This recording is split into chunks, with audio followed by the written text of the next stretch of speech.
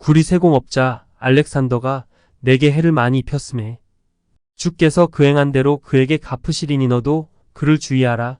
그가 우리 말을 심히 대적하였느니라. 내가 처음 변명할 때에 나와 함께 한 자가 하나도 없고 다 나를 버렸으나 그들에게 허물을 돌리지 않기를 원하노라. 아멘. 여기 우리라는 말이 나오는데 그 우리라는 말에 합류가 되려면 필히 구리 장색 알렉산더가 사도에게 향하는 많은 해악.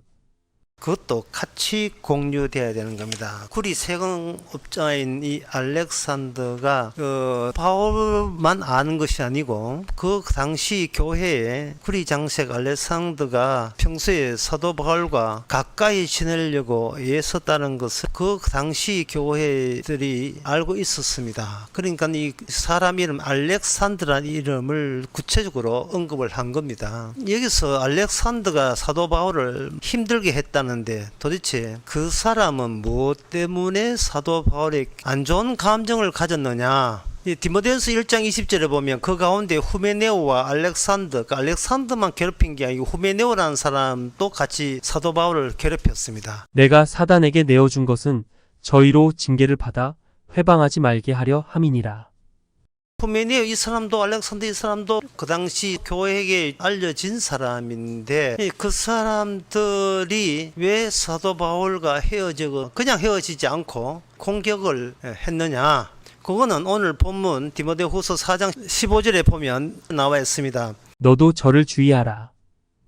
저가 우리 말을 심히 대적하였다라고 되어 있어요. 이 사도 바울이 전한 복음에 대해서 굉장히 불만스럽고 거부감을 많이 가졌다는 뜻입니다. 그래서 이 본문을 보는 사람들은 말하기를 구리 세공업자 알렉산더, 후메네오 이렇게 복음은 복음이라고 하면서도 왜 결끝에는 왜 사도 바울을 버리느냐 라고 여러분들이 비난을 할 거예요. 그런데 우리는 왜 안 버리죠? 사도 바울을 버린 그 알렉산더, 후메네오 그 사람들이 솔직한 게 아니겠습니까? 우리가 뭐 사도 바울에서 뭐 알아요? 우리는 왜 이 사도 바울이 전한 복음은 안 버리냐? 뭐 알아요? 사도 바울은 사도다. 예수님의 계시를 가져다 준 사람이다. 우리는 왜 복음은 안 버리냐? 왜냐하면 관심조차 없기 때문에. 관심조차가 없어요. 사도 바울이 있던 성경을 갈라디아 누가 썼던 일상에서 사도 바울 자체가 우리의 관심조차가 없어요. 삭제된 지 벌써 오래입니다.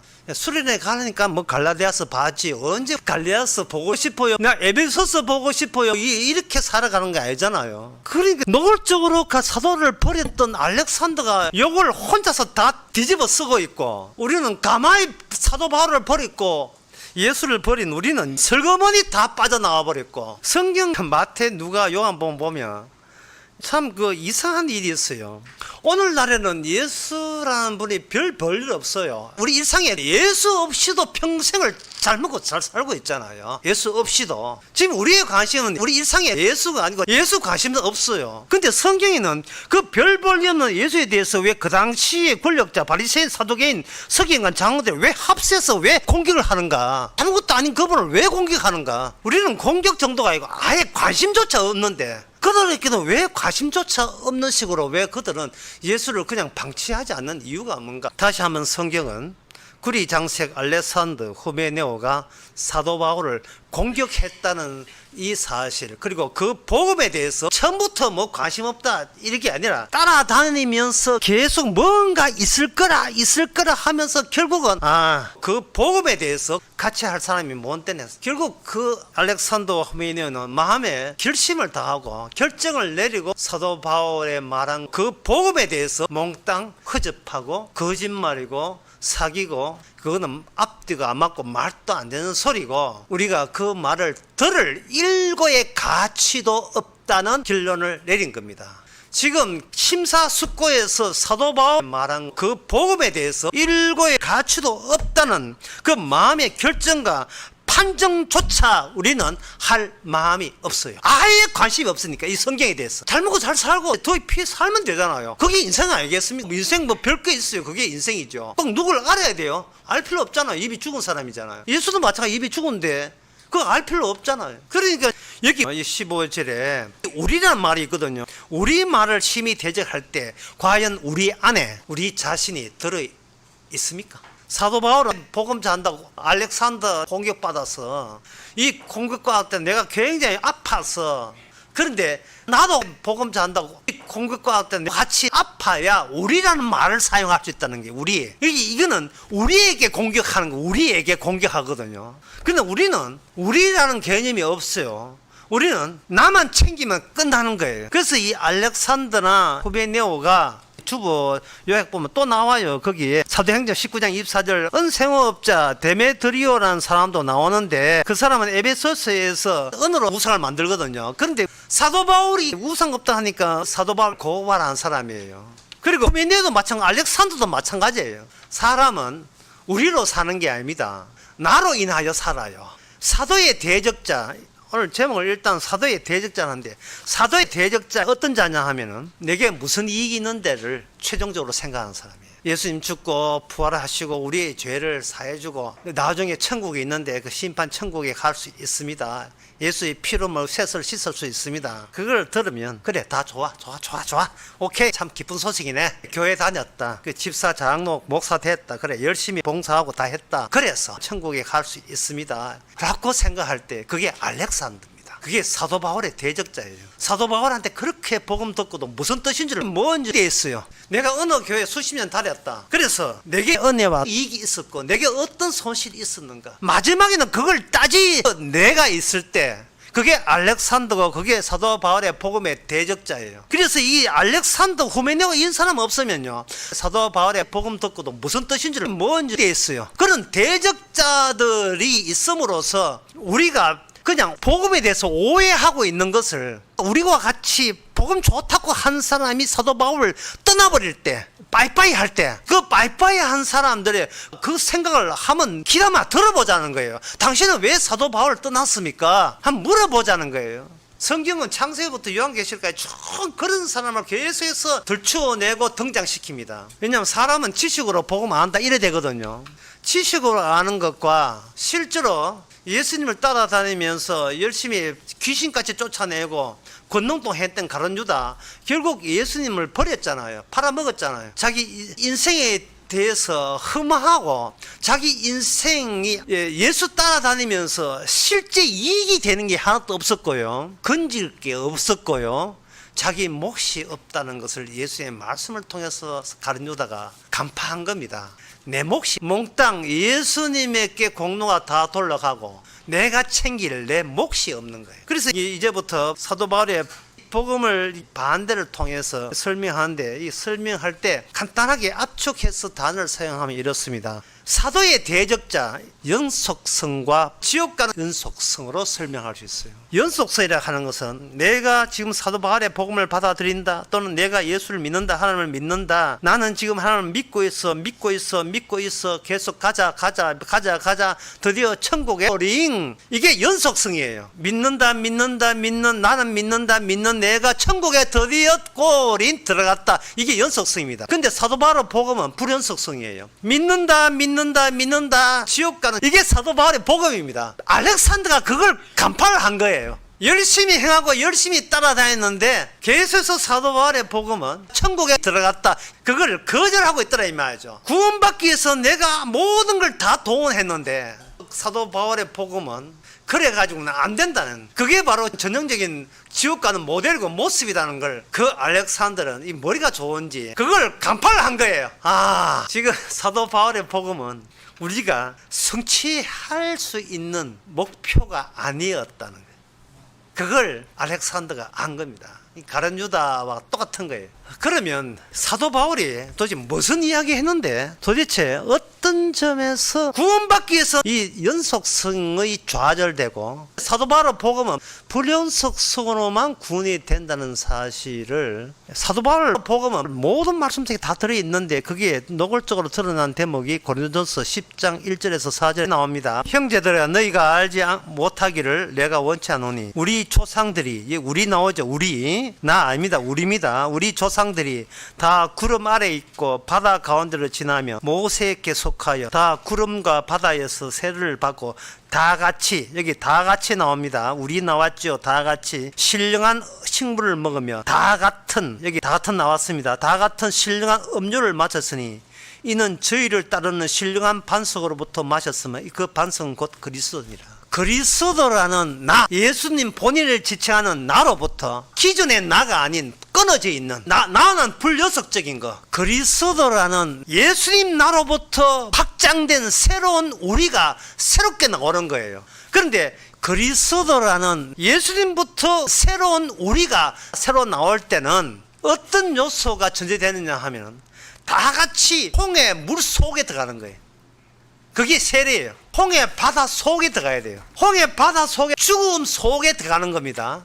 죽음 속에 들어가면 살아있는 내가 하나님 믿고 살아가 내가 예수 믿고 구원 받겠다는 이 자체가 홍해 바다 죽음 속에서 끊어져야 되고 불연속적이 돼야 돼요. 이걸 알렉산더 같이 성령 받지 못한 사람은, 사탄에 속한 사람들은 이게 이해가 안 되는 거예요. 열심히 다 하면 되잖아요. 노력하면 되잖아요. 성경 공부 참석하고 예배 참석하면 되잖아요. 하라 한 대로 내 다 할게요. 사도 바울은 말합니다. 그렇게 다 해버리면 네 속에 나는 하나님 믿는다가 돼버려요. 하나님께서 불연속적인 사람들만 구원한 이유는 네 속에 하나님이 애초부터 없다는 것을 그리스도라는 예수님 죽음 속에서 그 사람을 지역 보내는 거예요. 하나님께서는 구원받는 사람은 특징은 뭐냐? 네 속에 하나님이 없다는 거예요. 나는 믿는다, 구원받는, 내가 하나님 믿어서 지금은 고생하지만 천국에서는 호강하겠다는 겁니다. 고생 얼마나 많이 했습니까? 산다고 얼마나 고생이 많아요. 하지만 여러분들은 천국 가면 그 충분히 보상이 됩니다 라는 말을 알렉산더가 듣고 싶은 거예요. 내가 구원받고 싶다 하는 순간 하나님이 없고 그 자리에 내가 있을 때 비로소 생겨나는 사고방식이에요. 그 우리 안에는 우리 자리에 예수님이 차지하고 들어갑니다. 예수님이 확장되면 예수님께 붙어있는 새로운 우리가 발생돼요. 그러면 예수님을 대적했던, 예수님 복음을 대적했던 그 대적자가 사도 바울을 대적함으로써 예수님과 사도 바울은 우리가 형성되는 겁니다. 그리고 그 이야기는 오늘날 이 말씀을 보고 있는 여러분들은 어때요? 라고 사도 바울이 묻고 있는 거예요. 내가 알고 있는 이 복음 때문에 알렉산더가 이 공격하는데, 쉽게 말해서 여러분 알렉산더 알죠? 이름 되면 다 알죠? 그 사람이 결국은 나를 배신하고 그냥 배신하지 않고 사도 바울 말은 전부 다 구라고 거짓말고 엉터리 공격하고 나왔는데 여러분들은 나한테 많은 해를 끼쳤어요. 그러니까 여러분들도 나의 이 아픈 마음처럼 여러분 아프지 않습니까? 라고 묻는 거예요. 그러면 그 중에 어떤 사람 말하겠죠. 그거는 네 문제고 그건 사도 바울 당신이 처리할 문제지. 나는 복음 듣고 내 이익만 챙기면 그만이야. 그게 사도 바울 말이야. 그게 알렉산더야. 그게 알렉산더라는 거예요. 왜 아직도 네가 거기서 나와? 아직도 네 속에서 왜 네가 나와? 아직도 네가 왜 안 죽고 살아있어? 이래 묻는 거예요. 우리가 성도가 되었으면 증명할 것은요, 우리 속에 불연속성을 증명해야 돼요. 내 안에는 애초부터 하나님 없었다 라는 것을 기쁘게 증명해야 돼요. 내한테는 예수님도 없고 예수 믿는 것도 아예 없다를 그 다음에 중요합니다. 굉장히 기쁘게 증명해야 돼요. 기쁘게. 그 예가 마태복음 27장 54절에 나옵니다. 마태복음도 보게 되면 성소 휘장이 위로부터 아래로 찢어져 둘이 되고 땅이 진동하며 바위가 터지고 무덤들이 열리며 자던 성도의 몸이 많이 일어나되 예수의 부활 후에 저희가 무덤에서 나와서 거룩한 성에 들어가 많은 사람을 보이니라. 이렇게 됐고 54절이 중요합니다. 백부장이 나오거든요. 백부장. 중대장입니다. 누가복음에 보면 이 백부장이 왜 여기 있느냐 보니까 누가복음 23장 47절에 보니까 백부장이 여기도 나와요. 그게 백부장은 예수님 처정이라는 총책임자가 중대장으로 거기에 근무를 하게 된 책임자로 있었던 거예요. 그 백부장이 뭐라고 하냐 하면은 마태복음 27장 54절에 보고 이는 진실로 하나님의 아들. 하나님의 아들은 뭐냐 하면은 하나님입니다. 하나님도 하나님이고요, 하나님의 아들도 하나님이에요. 근데 백부장이 뭐라고 하냐면 하나님이 오셨네 라는 말을 하고 있네. 하나님이 오셨어. 하나님이 오셨는데 저렇게 사람에게 처죽음을 당했네. 백부장이 지금 고백하고 있는 거예요. 백부장의 그 고백이 이제 성경에 누가복음도 나와 있습니다. 누가복음에 보게 되면 사람은 정령 의인으로다. 백부장이 이 된 일을 보고 하나님께 영광을 돌려가. 이 사람은 정령 의인이다. 하나님께서 유일하게 의인으로 보내신 분. 뭐 같은 뜻이에요. 하나님이 자기 아들을 보내신 분. 하나님이 하나님을 이 땅에 보내겠다는 메시아가 그대로 오신 분, 이 땅에 오신 하나님으로 백부장이 받아들인 거예요. 백부장의 이런 고백이 왜 중요하냐 하면요, 백부장에 있어서 하나님을 보았다, 하나님을 만났다, 이것 외에 자기에 관한 일체 그 순간 다 날아가 버렸어요. 하나님을 만났다 하는 그 순간, 내가 나이가 얼마며 집에 자식이 몇 명이며 가진 재산이 얼마며 지금 직책이 대인이냐 소유냐 그런 것, 지금 내가 무슨 일을 하고 있냐 관계없어요. 중요한 것은 내가 하나님을 보았다, 눈을 떠서 하나님을 보았다 하는 순간 자기가 자기를 살리기 위한 인생관은 그대로 와르르 다 무너진 거예요. 그 무너짐이 표출되는 겁니다. 자기의 무너짐이 감교로 표출되는 거예요. 예수님이 하는 것 외에 모두 다 거짓이다. 이게 불연속성입니다. 이게 불연속성이에요. 뭐 죽어서 천국 가서 호강해야지, 그런 생각도 거짓이에요. 그런 생각을 할 이유도 없고 할 필요도 없고 해서도 안 되는 겁니다. 중요한 것은 내 앞에 하나님이 나타났다는 그 사실, 그리고 내가 경험한 이 세상 모든 것은 다 하나님을 죽이고자 하는 거짓된 사태고 모습이라는 그 사실, 그게 중요한 거예요. 예수 믿으면 내게 돌아올 몫이 뭐라고요? 그런 것은요, 진짜 하나님 만남 앞에서는 그런 말을 감히 낼 수가 없습니다. 내 속에 내가 아무것도 없어요. 이 마태복음 7장에 보면, 그러므로 누구든지 나의 이 말을 듣고 행하는 자는 그 집을 반석 위에 지은 사람 같으니 비가 내리고 창소가 나고 바람에 불어 그 집에 부딪히되 아니하니 이는 주철을 반석 위에 놓은 연고요. 나의 이 말을 듣고 행치 않는 자는 그 집을 모리 위에 지은 어리석은 사람 같으리니 비가 내리고 창소가 나고 바람에 불어 그 집에 부딪히면 무너져 그 집이 무너짐이 심하니라. 하나님께서 최후의 날을 준비하시는 이유가 뭐냐? 네 안에 복음이 있는지 없는지 확인하기 위해서입니다. 내 안에 반석이 있는지, 너를 대신한 나가 있는지, 너 나 말고, 네가 말하는 나 말고 나 뭐 없이 예수님이 너의 자리에 앉아 있는지를 확인하기 위해서 주께서는 세상을 멸망 쪽으로 몰아세우는 거예요. 심판으로 몰아세우는 겁니다. 복음 있는지 없는지. 그래서 천국 같은 소리 하고 있는데, 그런데 인간들은 교회 왔어도, 이게 성도가 아니고 교회의 특징이죠. 성도는 자기가 아무것도 없다는 걸 아는데, 왜? 주님한테 있으니까.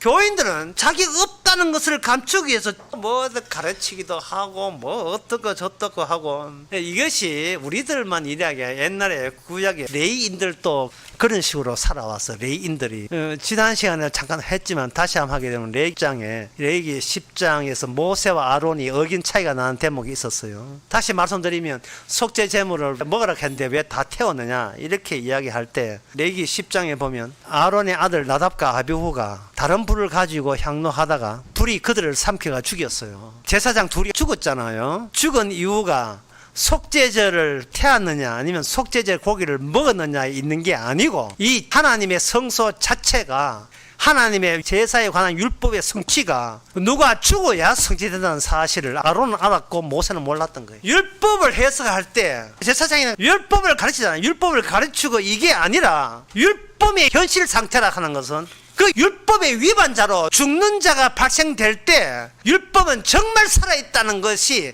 실감나는 방식이 하나님이 이스라엘을 이끄는 방식이 되다. 레위인은 율법을 주는 방식이에요. 더 쉽게 말씀드려서, 레위인은 제사나 드리고 남한테 율법을 가르치는 자가 아니라 레위인 자체가 율법의 위반자로 죽어줘야 레위 줬던 율법이 이스라엘 속에 생생하게 살아서 예수님 쪽으로 끌고 갈 수 있는 에너지가 되는 거예요. 그러니까 이스라엘 역사라 한마디로 말해서 레위인이 죽어나가는 역사예요. 외부인 선지자 발람 선지자가 있습니다.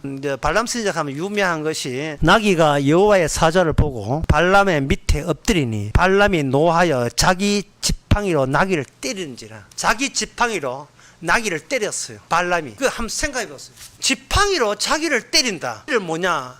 자기 나귀로 본 거예요. 그러니까 이 발람은 아무리 선지자 노릇을 해도 내가 있어요. 내 자체가 있는 거예요. 말을 안 들어 네 나귀가 하고 때리는 겁니다. 이게 발람의 오해였습니다. 자기 나귀라고 얘기했는데 사실은 누가 다스리냐? 주님이 나귀를 다스리는 겁니다. 왜 때립니까? 나귀가 말을 합니다. 내가 당신 소유라고 생각했어요. 나도 그렇게 생각합니다. 하지만 당신 내 아니면 당신 죽었어. 하나님의 사자가 당신 죽이려고 했어. 라고 이렇게 이야기했어요. 이러한 그 발람 선지자에 의하면 민수기 24장 17절에 보면, 이때가 이때일이 아니면 내가 그를 보아도 가까운 일이 아니더라 한 별이 야곱에서 나오며 한 홀이 이스라엘에서 일어나서 이스라엘 내부에 왕이 있다는 것을 이스라엘 선지자가 아닌 외부 선지자, 모압 선지자 발람은 이걸 알고 예언을 했어요. 이스라엘에게는 왕이 있다. 그런데 정작 이스라엘은 그들 내부에는 왕이 없어요. 이게 이스라엘 역사의 괴리 현상입니다. 바깥의 선지자는 이스라엘에게 왕이 있다는 걸 알아요. 그리고 그 민수기 23장 21절에도 여호와는 야곱의 허물을 보지 아니하시고 이스라엘은 패역을 보지 않으신다. 이렇게 해서 발람이 축복하여 가로되 이스라엘은 특별한 민족인데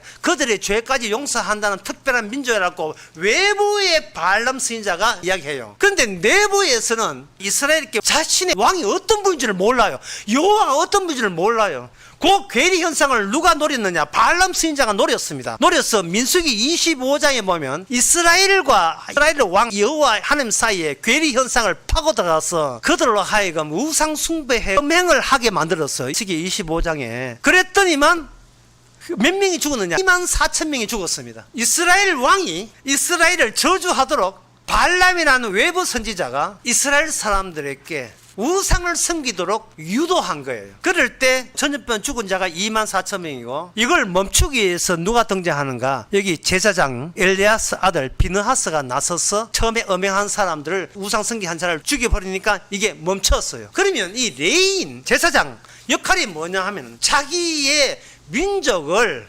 처단한 하나님의 이름으로 자기 민족을 처단하는 그 일을 제사장이 하는 겁니다. 이 말은 레인이 자기 민족을 망하게 만들어버려요. 자기 민족을 무너지게 만드는 겁니다. 사도 바울이 교회에 하는 일은 뭐냐?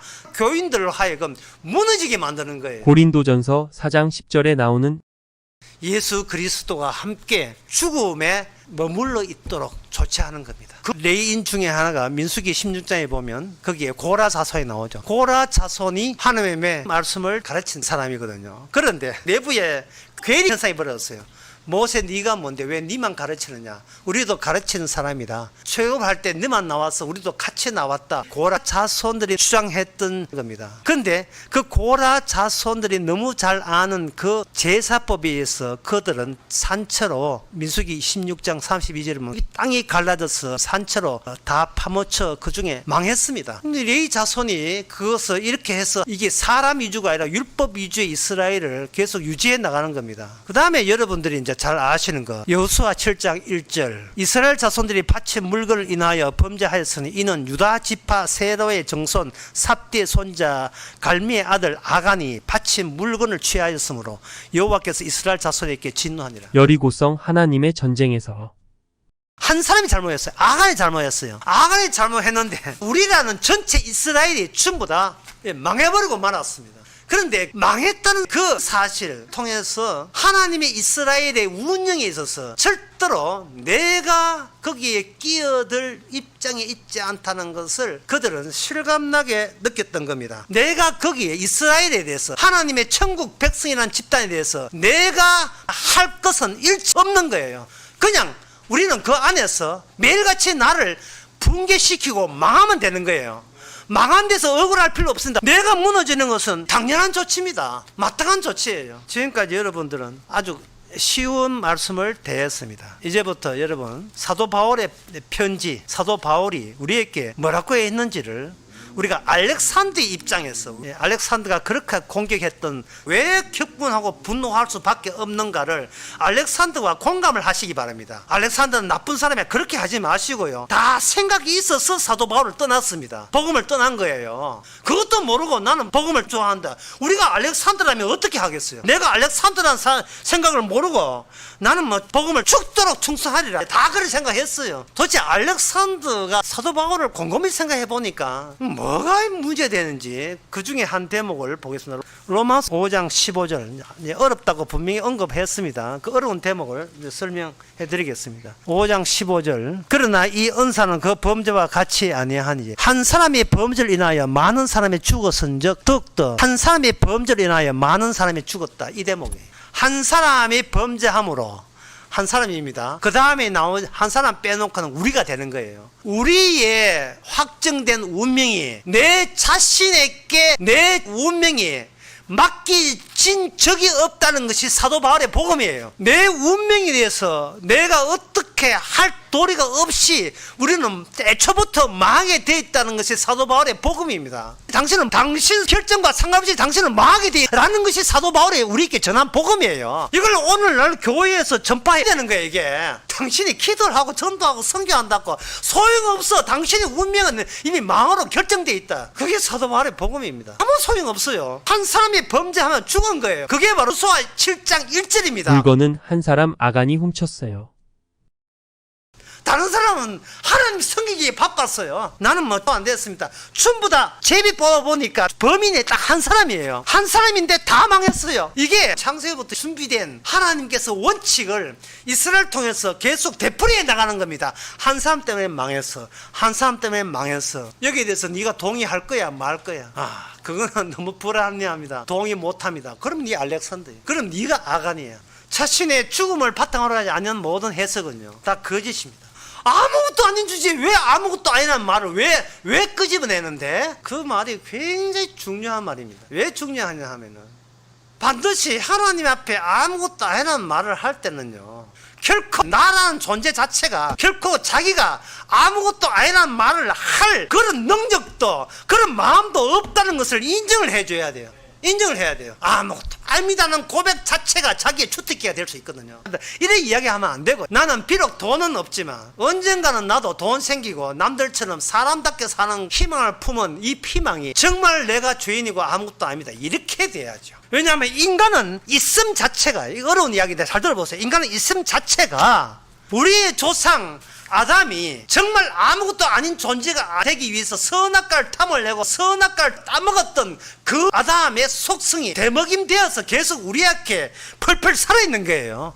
그게 우리예요. 신앙 흉내 낸다고 아무것도 아닙니다 해봐야 주께서 안 통합니다. 그러니까 네가 주님 사랑합니다 말을 했던 난 주님 미워합니다 말을 했던 일체 주님이 우리가 나는 고백과 말 행동 일체 아예 받지도 않아요. 보지도 않습니다. 그러면 사도 바울 그럼 당신은 일체 주님이 받지도 않고 아무것도 안 받는다는 이 난관을 어떻게 감당하려고 그런 소리 하느냐. 로마서 5장에 보면 나옵니다. 한 사람의 범죄를 위하여 많은 사람이 죽었은즉 더욱더 하나님의 은혜와 또한 한 사람의 예수 그리스도의 은혜로 말미암아 많은 선물을 받았으니 자 예수 그리스도가 뭐냐 하는 거예요. 16절에 보면 한 사람을 인하여 정죄에 이르렀으나 17절 한 사람의 범죄를 인하여 사망이 그 한 사람 말미암아 왕도를 하였은즉 더욱더 18절 한 범죄로 많은 사람이 정죄에 이른 것 같이 계속해서 보세요. 사도 바울의 복음은 뭐냐 계속해서 한 사람 나오다가 마지막에 18절 같이 한 의롭다 행동으로 말미암아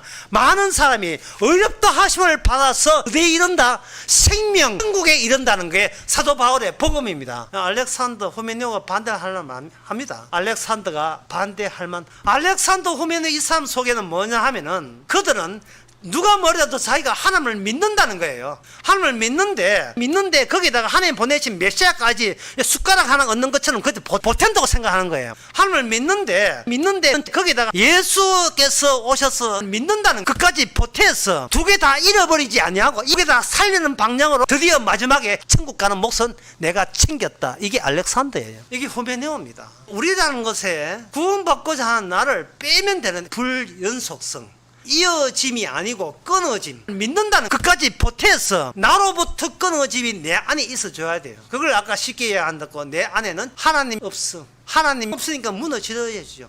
내 안에 하나님 없음을 사도 바울의 복음을 가지고 기뻐하게 되게 되면 사도 바울을 욕하고 비난하고 사도 바울의 복음을 시비 걸고 할 필요 없습니다. 나의 허황됨과 헛됨을 알려준 것에 대해서 사도 바울에게 감사할 수밖에 없어요. 고마워할 수밖에 없습니다. 갈라디아서 4장 4절 15절에 보면 알렉산더가 사도 바울을 공격할 만합니다. 너희를 시험하는 것이 내 육체에 있으되 이것을 너희가 업신여기지 아니하고 버리지도 아니하고 오직 나를 하나님의 천사와 같이 그리스도 예수와 같이 영접하였도다. 이때는 괜찮았어요. 너희의 복이 지금 어디 있느냐? 내가 너희에게 증거하노니 너희가 할 수 있었다면 너희의 눈이라고 빼어 나에게 주었으리라. 16절 그런즉 내가 너희에게 참된 말을 함으로 원수가 되었느냐라는 이 대목요. 갈라디아서 1장에 보면 내가 사람을 좋게 하라 하나님을 좋게 하라 내가 사람을 좋게 한다면 난 그리스도 종이 아니라고 해서 이미 인간 세계는 어떤 어떤 요소가 있느냐 하면은 하나님을 좋게 하지 않겠다고 다짐한 요소가 인간 세계를 이미 덮고 있다는 거예요. 우리 인간들끼리 우리가 뭐냐 하면 우리 속에 있는 나를 기쁘게 할 경우에만 하나님을 내가 섬길 용의가 되어 있다는 것이 이미 인간 세계에 내가 예수를 믿는다, 하나님을 믿는다 경향성이에요. 여러분들이 불연속적이어야 됩니다. 끊어져야 돼요. 안 끊어지면 이런 소리는 해요. 이때껏 수십 년 동안 복음 위해서 열심을 다했는데 더 뭐 어쩌란 말인가, 뭐 하란 말인가. 갈라디아서 4장에서 내가 너희에게 참된 말을 함으로 너희들이 나를 원수처럼 나를 생각하느냐 할 때 그들이 원 찢어야 돼요. 욕을 하는지 칭찬하는지 아무 감각이 없는 이유가 사도 바울은 예수 자체가 이 일상에서 완전히 삭제해버렸으니까 성경에서 무슨 소리냐, 하나님 무슨 소리냐 관심조차 없어요. 세상이 조용한 일만 있다면 나 그걸로 만족하겠다는 거예요. 부탁한 삶 그것만 해도 충분하겠다는 거예요. 그럼 이 알렉산더 고마워요. 후메네오도 연속적으로 고맙고, 여기 주어 뒤에 보면 또 한 사람 나와요. 요한 3서 1장 1절 9절에 보면 디오드레메가 나옵니다. 이 사람은 교회에서 어뜸이 되기를 좋아하는, 역시 이 사람도 사도 요한에게도 대던 사람, 어뜸이 되기를 좋아하는 사람. 사도들이 이 점 간파하죠. 놓치지 않지요. 복음을 전파하는 데는 가룟 유다 같은 그런 자들이 등장해야 돼요. 왜 그러냐 하면 한 사람이 범죄함으로 모든 사람이 다 그 사람의 행동 거지와 어떤 인격 품위 교양 전혀 상관없이 그들은 다 지옥 간다는 이 놀라운 이야기, 그 놀라운 이야기를 듣고도 멍멍 앉은다는 것은 이건 완전 죽은 자지요. 오히려 네가 점잖게 살던 품위가 있던 상관없이 너는 망하기 위해서 태어났다는 것에 대해서 일단 짚고 봅시다. 일단 찢어야 돼요. 너무 허무합니다 하고 찢어야 돼요. 찢고 난 뒤에 주의 성령이 와서 한 사람으로 말미암아 네가 하는 행동과 어떤 행동 거지나 어떤 말 태도 상관없이 너는 천국할 때 우리는 그 불연속성, 나를 끊어주시는 불연속성에 찬미해야 돼요. 감사해야 돼요. 무슨 내 몫이 있겠지. 이 세상에는 살아있는 것은 모두 다 화폐입니다. 살아있는 것은 화폐예요. 부자 청년이 예수님한테 왔을 때 실수한 거예요. 자기가 파피인지 제가 돈이에요. 돈인 줄 모르고 돈은 숨겨놓고 자기 내부에 돈 숨겨놓고 영생 얻을 생각을 하는 거예요. 주께서는 네 속에 한 사람이 범죄한 결과물이 네 속에 있다는 거예요. 네 속에 아담이 범죄한 그 반복되는 사건이 네 속에 있다는 거예요. 챙길 거 챙기고 더 챙기면 된다. 하나님 믿고 거기다가 예수까지 알면 나는 천국에 합격했어. 말씀을 이렇게 복음은 복음이라고 오늘날 교인들처럼, 성도는 예외, 교인들처럼 주께서 네 모든 걸 다 무너져라. 속에 하나님이 애초부터 없으니까 무너져야죠. 마땅히 무너진 채로 그 다음에 나한테 오라. 텅텅 무너진 채로. 그것이 바로 홍해의 같이 새로운 우리를 형성하는, 같이 예수님과 더불어 바닷속에 빠졌다가 나와서 그때부터는 내 양식이 아니고 주님 양식, 내 물이 아니고 주님의 음료, 내 반석이 아니고 주님의 반석. 이것이 오늘날 성도로서 뭉쳐진 우리입니다. 그 속에 사도 바울이 있고 저와 여러분 있기를 바랍니다. 기도하겠습니다. 하나님 아버지, 하나님의 말씀이 세상과 괴리된 게 아니고 교회의 현상을 그대로 알려주시니 너무 고맙습니다. 날마다 이 세상에서 무너지는 그 즐거움 안에 텅텅 비어있기에 마땅히 무너져야 한다는 그 기쁨 소실되지 않게 하여 주시옵소서. 예수님의 이름으로 기도합나이다. 아멘.